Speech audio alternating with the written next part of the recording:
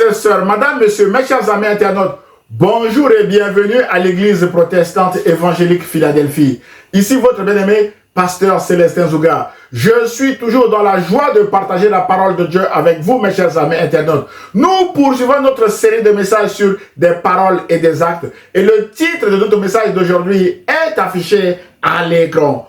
Passons sur l'autre rive. C'est une déclaration ou une parole de Jésus à ses disciples après une longue journée de travail sur la rive occidentale de la mer de Galilée où Jésus avait prêché toute la journée. Jésus avait guéri des malades et Jésus était épuisé à la fin de la journée. Jésus voulait passer de l'autre côté de la rive qui était moins peuplée pour se reposer un peu et s'occuper aussi des autres, car, dit-il, le Fils de l'homme est venu pour chercher et sauver ceux qui étaient perdus. D'après Luc chapitre 19, verset 10.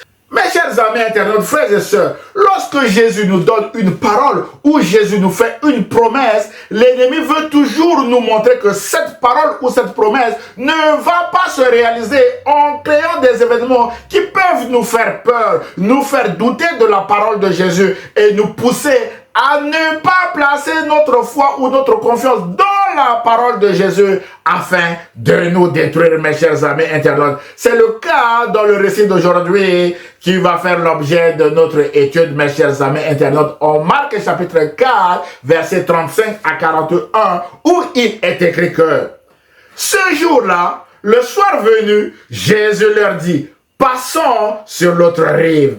Après avoir renvoyé la foule, ils l'emmenèrent dans la barque où il se trouvait. Un vent violent s'éleva et les vagues se jetaient sur la barque, au point qu'elle se remplissait déjà. Et lui, il dormait à l'arrière sur le coussin. Ils le réveillèrent et lui dirent, « Maître, cela ne te fait rien que nous soyons en train de mourir. » Jésus se réveilla et menaça le vent et dit à la mer, « Silence, tais-toi !» Le vent tomba et il eut un grand calme. Puis il leur dit, « Pourquoi êtes-vous si craintifs? Comment se fait-il que vous n'avez pas de foi ?» Ils furent saisis d'une grande frayeur et ils se disaient les uns aux autres, « Qui est donc cet homme? Même le vent et la mer lui obéissent. » Amen. Frères et sœurs, mes chers amis internautes, je vous propose d'aborder 2 points dans ce message. Point numéro 1, Jésus tient ses promesses. Mes chers amis internautes, frères et sœurs, la parole ou les promesses de Jésus attirent toujours l'ennemi, comme dans ce récit. Jésus dit à ses disciples, passons sur l'autre rive, et l'ennemi déclenche une tempête de vent violent sans précédent pour les déstabiliser. Mais la bonne nouvelle est qu'il y a une puissance inégalable dans la parole de Jésus. Frères et sœurs, dans ce récit, Jésus dit à ses disciples, passons de l'autre côté du lac, ou encore passons sur l'autre rive, ou sur l'autre bord. Jésus utilise un verbe d'action qu'il conjugue à l'impératif présent. Passons. Jésus n'a pas dit passer tout seul ou encore traverser ce lac tout seul, mes bien-aimés. Non, mais Jésus a dit passons ou encore traversons ce lac ensemble. C'est un temps impératif auquel personne ne peut s'y opposer, mes chers amis internautes. Jésus s'inclut lui-même, mes bien-aimés, dans sa déclaration en disant passons, mes chers amis internautes, pour rassurer ses disciples. Mes chers amis, toujours pour rassurer ses disciples dans le chapitre 4 de Marc, d'où est tiré notre récit du jour, Jésus a prêché toute la journée à ses disciples et aussi à la foule qui était venue sur la rive occidentale de la mer de Galilée, qu'ils viennent de quitter pour aller sur l'autre rive, dans le pays des Gadaréniens, mes chers amis internautes. Dans ses enseignements, Jésus a prêché sur la parabole du semeur. Et Jésus a donné des explications de cette parabole à ses disciples afin de les fortifier. En Marc chapitre 4, verset 13 à 20, que je vous invite à lire chez vous, mes chers amis internautes. Frères et sœurs, au verset 16 à 17 de cette parabole du semeur, Jésus parle à ses disciples des gens qui entendent la parole et qui l'acceptent avec joie. Mais ils ne la laissent pas s'enraciner en eux. Ils ne s'y attachent qu'un instant. Et alors, quand survient la détresse ou la persécution à cause de la parole de Dieu, ils renoncent bien vite à la foi. Mes bien-aimés, c'est le cas des disciples eux-mêmes dans ce récit où Jésus leur a dit au verset 41, « Comment se fait-il que vous n'avez pas de foi ?» Mes chers amis, Jésus a prêché la foi toute la journée à ses disciples, frères et sœurs. Et Jésus a même expliqué la parabole du semeur exclusivement à ses disciples. Mais en traversant, mes bien-aimés dans le Seigneur, ils vont abandonner la foi et Jésus va leur dire, comment se fait-il que vous n'avez pas de foi? Sous-entendu, mes bien-aimés, vous avez entendu la parole de Dieu toute la journée. Vous avez vu les miracles que moi, Jésus, j'ai fait toute la journée. Tout ce que vous avez vu et tout ce que vous avez entendu aurait dû renforcer votre foi en ma parole et vous aider à tenir ferme dans cette tempête. Ce qui n'a pas été le cas des disciples. Et Jésus leur dit, mais pourquoi êtes-vous si craintifs? Comment se fait-il que vous n'avez pas de foi, mes disciples?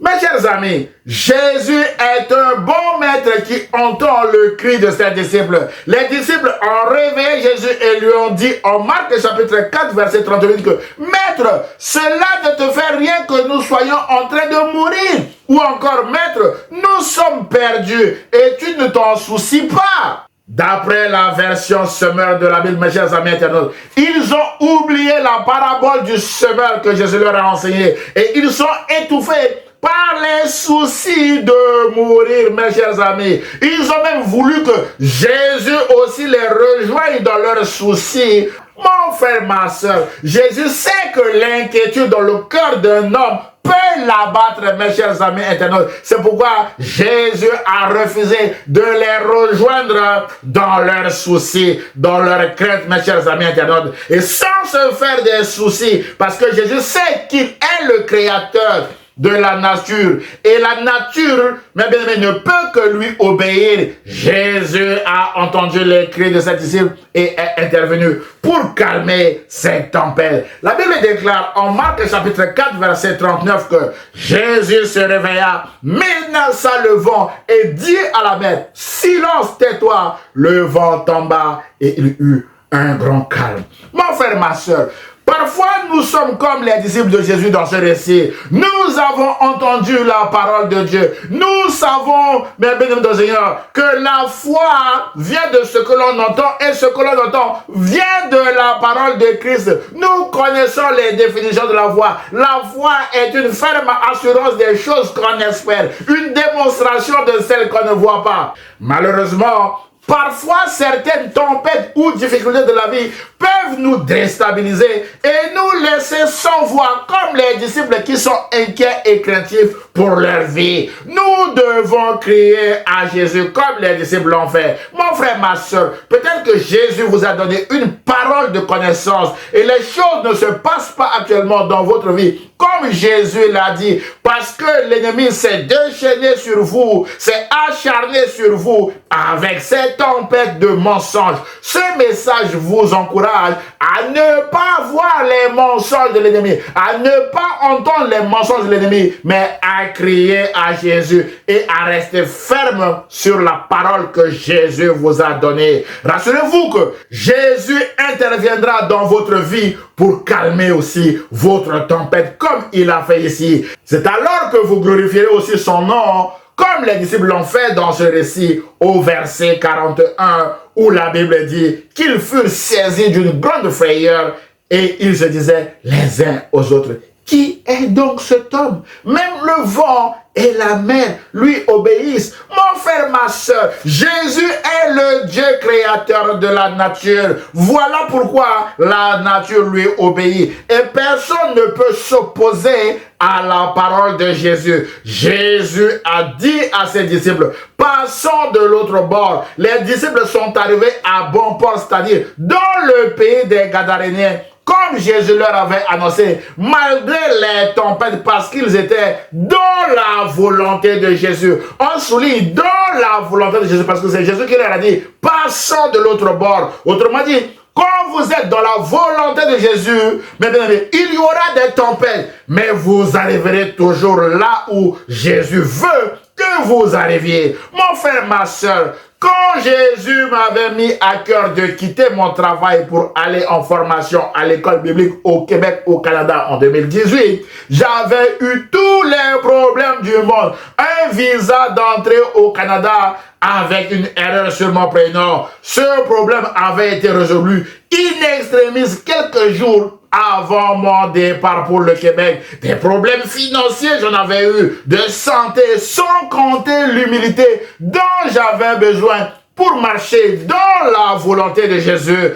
En effet, j'étais expert comptable diplômé après 8 années d'études supérieures en France et membre du jury des examens d'expertise comptable en France également. Me voilà repartir faire étudiant en première année de théologie. Mon frère, ma soeur, j'avais besoin du courage pour y aller. J'avais besoin de cette humilité. Et Dieu m'avait aidé à braver tous mes problèmes et je suis revenu de Montréal avec une maîtrise en théologie pastorale qui m'a permis d'entrer dans mon ministère. Mon frère, ma soeur, peut-être que Jésus vous a fait une promesse quelconque pour votre vie ou pour la vie de vos enfants, pour votre ministère, pour votre projet, pour votre mariage, pour votre société ou pour votre association, et l'ennemi est en train de s'agiter contre vous par des tempêtes violentes, mes bien-aimés. Par exemple, par un licenciement, par un chômage qui dure,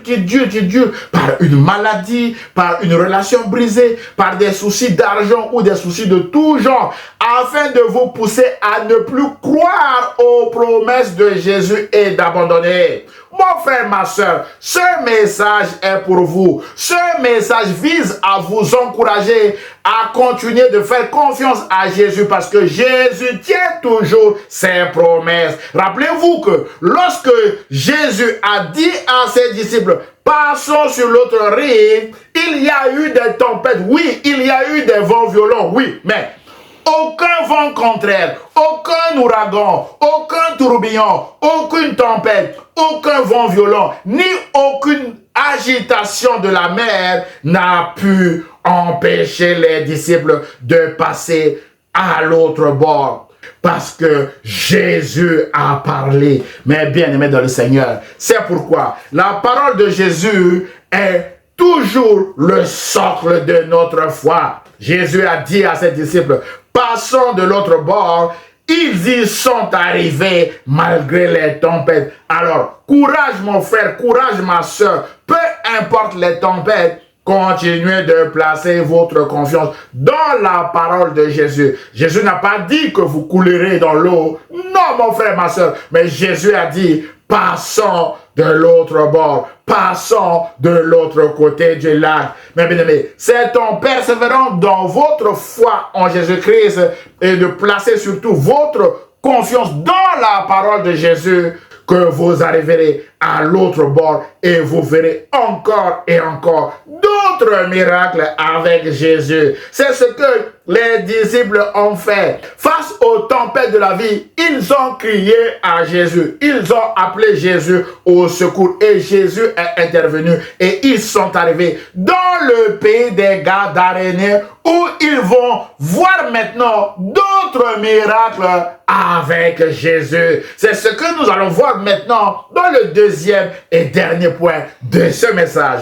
Point numéro 2, le meilleur est devant vous, mon frère, ma soeur. Frères et sœurs, mes chers amis internautes, les disciples viennent de voir l'autorité de Jésus sur la nature, notamment sur le vent, les ouragans de la vie, les tourbillons, les tempêtes et la mer qui se calment à l'écho de la voix de Jésus. Et ils en étaient émerveillés en se disant: qui est donc cet homme? Même le vent et la mer lui obéissent. D'après Marc chapitre 4, verset 41. C'était tout simplement un avant-goût. Mais arrivé au pays des Gadaréniens, ils vont voir maintenant la suprématie de Jésus sur le monde invisible, notamment sur les autorités et les puissances des ténèbres, mes chers amis internautes.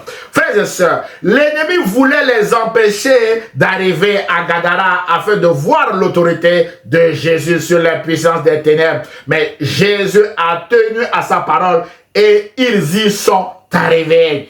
La Bible déclare en Marc chapitre 5 à partir du premier verset que ils arrivèrent sur l'autre rive du lac dans le pays des Gadaréniens.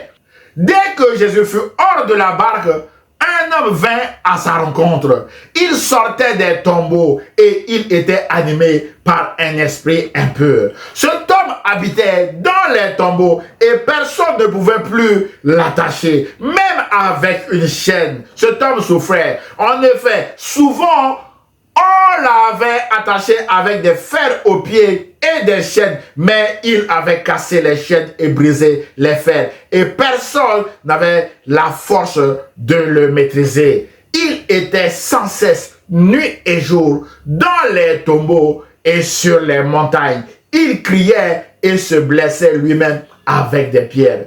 Mon frère, ma soeur, voilà la souffrance d'un homme qui attire la compassion de Jésus. Jésus, en tant que Dieu, voulait traverser de l'autre côté pour aller délivrer cet homme, mes chers amis internautes. Mais l'ennemi a essayé de l'en empêcher avec, mes bénédicts de Seigneur, cette tempête violente.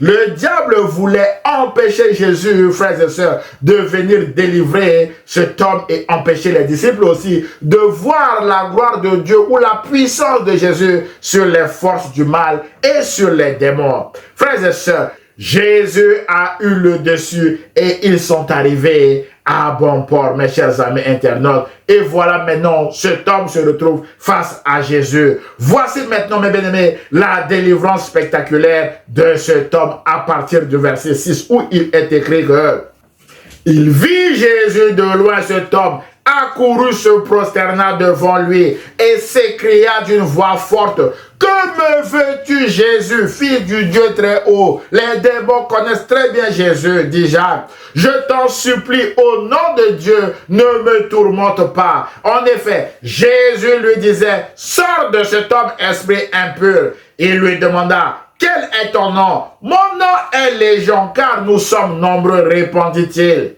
Il le suppliait avec insistance de ne pas les envoyer hors du pays. Il y avait là, vers la montagne, un grand troupeau de porcs en train de chercher à manger. Tous les démons le supplièrent: envoie-nous dans ces porcs afin que nous entrions en eux. Jésus le leur permit aussitôt. Les esprits impurs sortirent de l'homme, entrèrent dans les porcs et le troupeau se précipita du haut de la falaise dans le lac. Il y avait environ 2000 porcs et ils se noyèrent dans le lac, mes chers amis internautes. Voilà la délivrance de cet homme. Frères et sœurs, il y a une puissance inégalable dans la parole de Jésus. Par la parole, Jésus a délivré le démoniaque de Gadara qui était dans une souffrance aiguë, car personne ne pouvait le mépriser et l'attacher avec une chaîne pour le sécuriser, parce qu'il était violent et brisait les chaînes. Mais, mes bien-aimés, la bonne nouvelle est qu'à l'école de la voix de Jésus, les démons l'ont libéré et cet homme était libre. Frères et sœurs, je voudrais attirer votre attention sur 3 points dans le dénouement de ce récit. Le premier point est que les démons ont prié Jésus au verset 12 en disant: envoie-nous dans ces porcs afin que nous entrions en eux. Jésus a exaucé leur prière. Au verset 13, il est écrit, Jésus le leur permit aussitôt. Mes bien-aimés, Jésus confirme son autorité sur les démons qui obéissent à sa parole. Les démons obéissent à Jésus. C'est pourquoi l'apôtre Paul dit aux Éphésiens, chapitre 1er, verset 21, que Jésus est au-dessus de toute domination, de toute autorité, de toute puissance, de toute dignité et de tout nom qui peut se nommer, non seulement dans le siècle présent, mais encore dans le siècle à venir. Mon frère, ma soeur, peut-être que vous avez une maladie séchée ou quelqu'un autour de vous qui en souffre ou qui souffre d'une maladie quelconque. Jésus est la solution pour vous et Jésus est la solution aussi pour cette personne qui est autour de vous. Frères et sœurs, au nom de Jésus de Nazareth, je déclare maintenant que vous êtes guéris. Frères et sœurs, recevez votre guérison maintenant au nom de Jésus-Christ et rendez gloire à Jésus pour ce que Jésus vient de faire dans votre vie.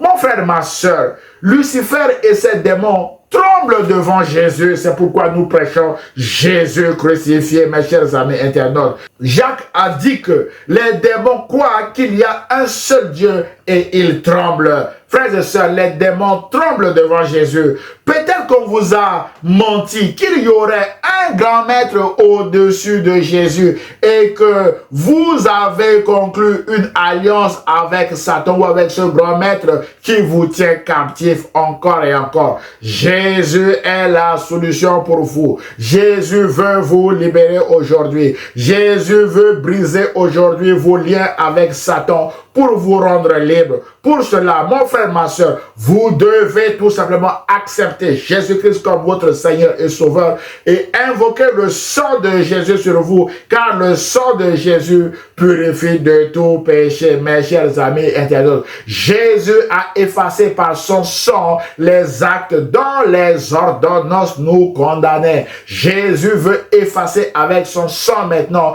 les ordonnances, mes bénis du Seigneur, par lesquelles Satan vous a condamné. Faites confiance à Jésus. C'est alors que vous serez délivrés des mains de Satan et que vous entrerez dans une nouvelle alliance scellée par le sang de Jésus. Une alliance de vie éternelle. Voilà la bonne nouvelle à saisir pour vous, mon frère, ma soeur.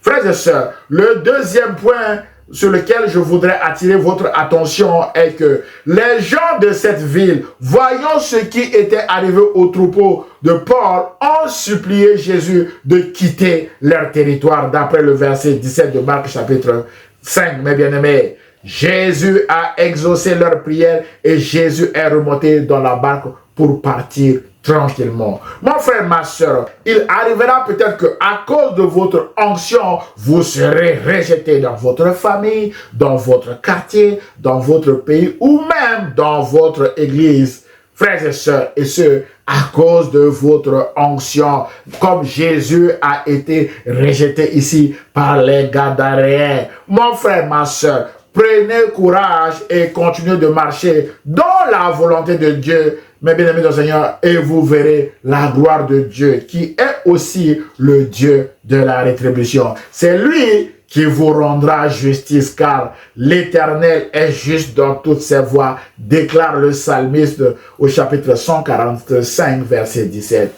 Frères et sœurs, le troisième et dernier point sur lequel je voudrais attirer votre attention est que l'homme qui a été délivré a prié Jésus de le suivre. Jésus a dit non à cet homme, mes bien-aimés. Au verset 19, il est écrit que Jésus ne lui permit pas, mais lui dit, va dans ta maison vers les tiens et raconte-leur tout ce que le Seigneur a fait pour toi, comment il a eu pitié de toi. Au verset 20, mes bien-aimés, la bonne nouvelle est que cet homme s'en alla et se mit à proclamer dans la Décapole tout ce que Jésus avait fait pour lui. Et tous étaient dans Dans l'étonnement déclare la Bible, frères et sœurs, cet homme est parti témoigner Jésus dans 10 villes, mes chers amis internautes. Déca veut dire 10, décapole, 10 villes. Voilà le plan que Jésus avait pour cet homme. Jésus avait un autre plan pour cet homme. C'est pourquoi Jésus lui a dit, non,